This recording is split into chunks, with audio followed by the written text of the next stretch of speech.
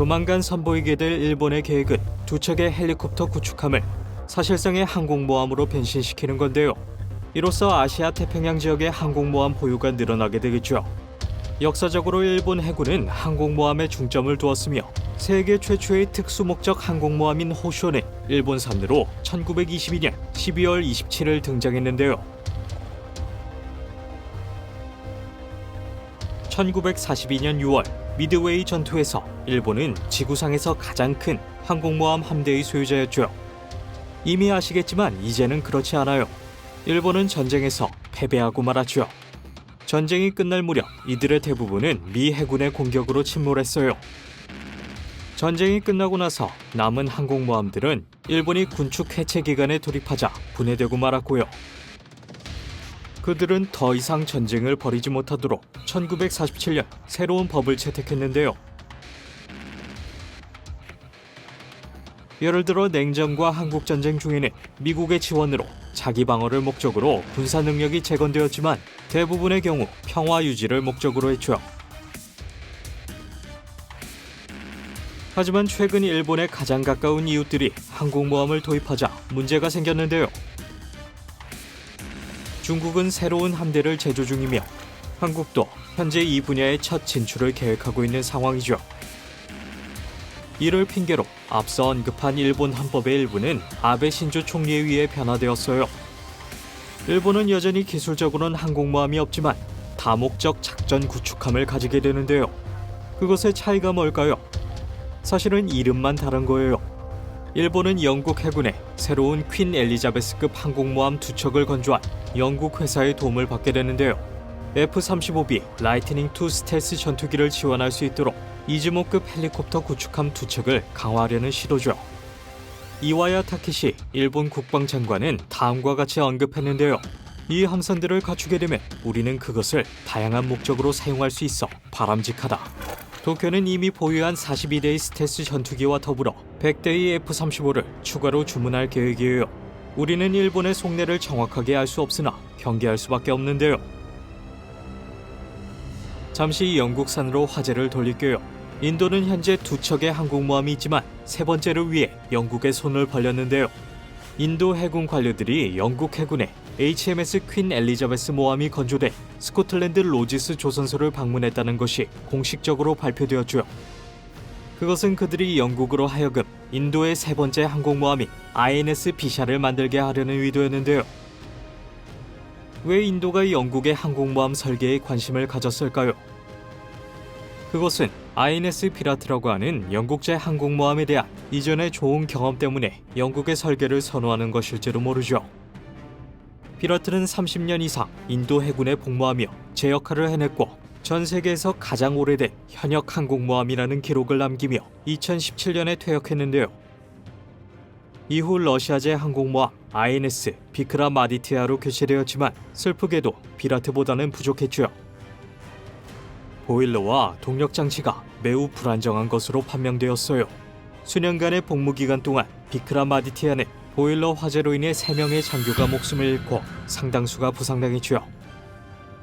여기서 말하고자 하는 것은 그것이 항공모함이라는 거예요. 따라서 인도가 피라트만큼 신뢰할 수 있는 새로운 항공모함을 위해 영국의 손을 뻗는 것은 당연한 거죠. 비행기와 관련하여 비크라 마디티아는 미그-29의 해군 버전인 미그-29K를 가동하도록 설계되었는데요. 하지만 선박의 문제로 인해 새 모델을 구매하는 것으로 보여요. 비크라 마디티아와 HMS 퀸 엘리자베스의 공통점은 스키 점프식 항공모함이라는 건데요. 이 유형의 모델은 활주로 끝에 경사로를 이용하여 항공기를 띄워요.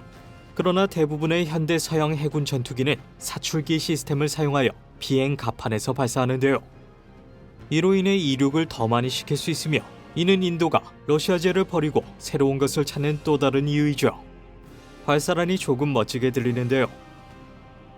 인도가 영국제 세 번째 항공모함을 얻었는지 여부와 관계없이 인도는 확실히 어느 나라든 사출기 시스템을 갖추게 해주길 원했고 러시아제는 버림받은 운명이었죠.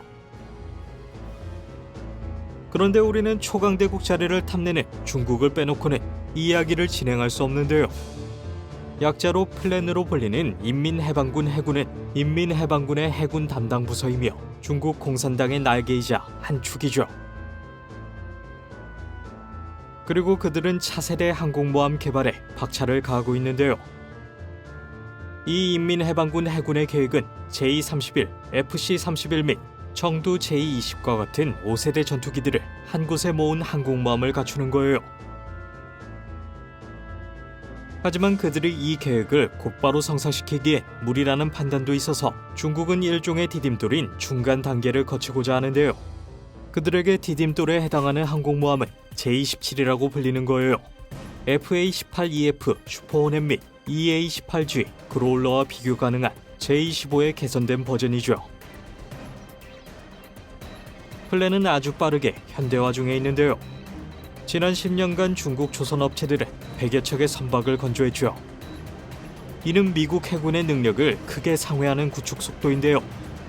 현재 중국은 2척의 항공모함을 갖췄고 2척이 건조 중에 있죠. 흥미로운 건 중국은 현대사에 있어서 항공모함의 소유주보다는 항공모함의 공격 대상이었다는 건데요.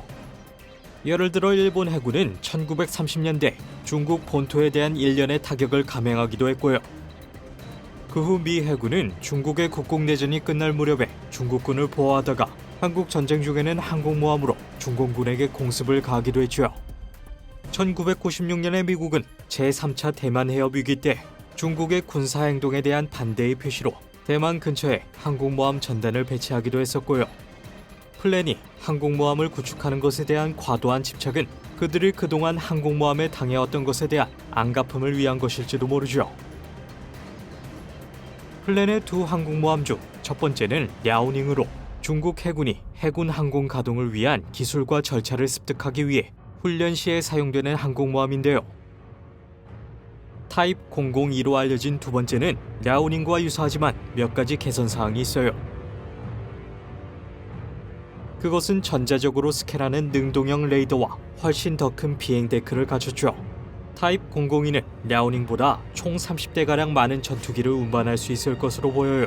타입 002는 중국 최초의 전투 가능 항공모함이 될 것이지만 사출 시스템이 없기 때문에 갑판 이륙을 위해 전투력과 사정거리를 희생해야 하죠. 발사가 안 된다니 조금 싱겁네요. 세 번째 항공모함은 상하이의 장난 조선소에서 건조 중이며 다롄에선 네 번째 항공모함이 건조 중인데요. 세 번째는 예상 가능하듯 타입 003이죠. 보다 현대적인 제조 방식을 통해 건조되는 최초의 중국 항공모함이며 거대한 레고 블록과 같은 모듈로 조립되는 방식이에요. 슈퍼리프트라고 하는 이 모듈은 각각 무게가 수백 톤에 달하며 육지에 모아놨다가 드라이독에서 배로 옮겨지는데요. 이것은 현재 미국과 영국 군함이 사용하는 건조 방식이죠. 그 이상으로 타입 003에 대해서는 알려진 바가 없지만 사출식 발사 방법을 채택하여 전력 투사 플랫폼으로서 보다 효율적일 것으로 보여요. 플랜은 수천 건에 이르는 테스트를 수행하여 확실히 제 역할을 할 수 있음을 분명히 했죠.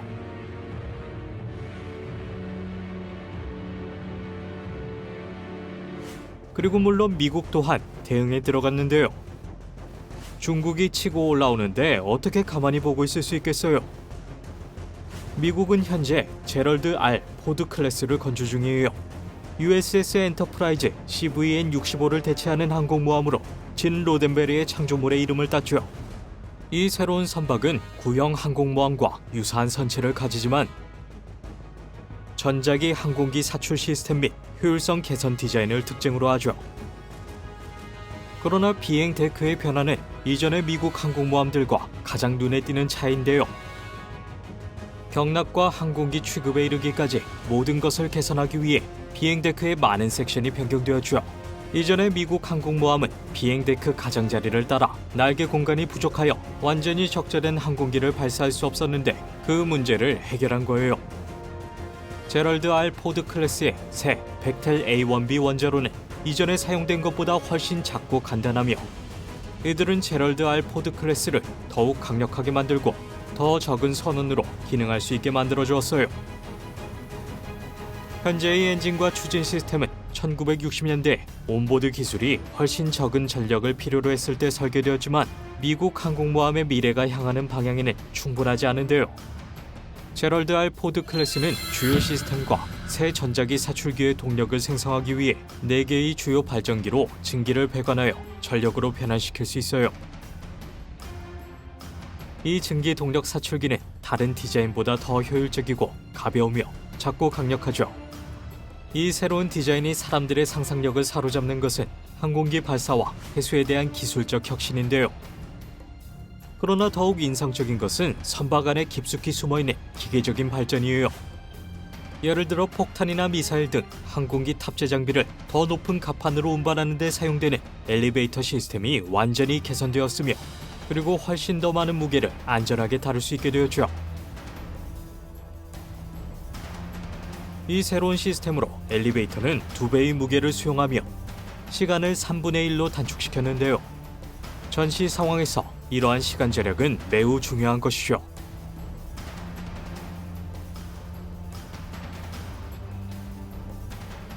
과연 어떤 나라가 최고의 미래 항공모함을 갖추게 될까요? 댓글로 알려주세요. 이 영상이 마음에 드셨다면 구독과 알림 버튼을 켜주세요. 그러면 새 영상의 알림을 바로 받으실 수 있어요. 시청해주셔서 고마워요.